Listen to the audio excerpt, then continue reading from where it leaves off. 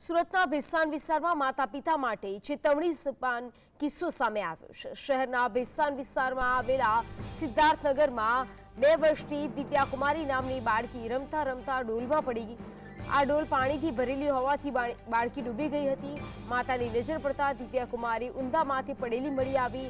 ત્યારબાદ બાળકીને તાત્કાલિક સિવિલ હોસ્પિટલ ખાતે ખસેડવામાં આવી, જ્યાં હાજર તબીબોએ તેને મૃત જાહેર કરી।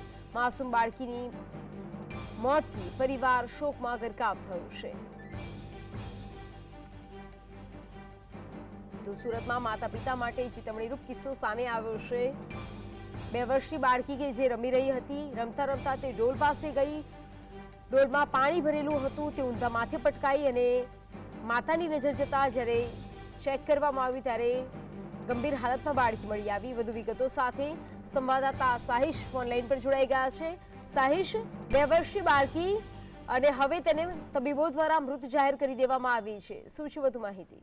જી બિલકુલ, માતા પિતા માટે લાલબત્તી સમાન કિસ્સો જે છે તે હાલ સામે આવ્યો છે। ભેસાણની સિદ્ધાર્થનગરમાં એક બાળકી રમતા રમતા ડોલમાં પડી ગઈ હતી અને ડોલ પાણીથી ભરેલી હોવાથી બાળકી ડૂબી ગઈ હતી। માતાની નજર પડતા બાળકી ઊંધા માટે પટકી હોવાનું હાલ સામે આવ્યું હતું। 2 વર્ષની દિવ્યા કુમારી ધર્મેન્દ્ર શાહને તાત્કાલિક સિવિલ હોસ્પિટલ ખસેડવામાં આવ્યા હતા, જ્યાં હાજર તબીબોએ તેને મૃત જાહેર કરવામાં આવ્યા હતા।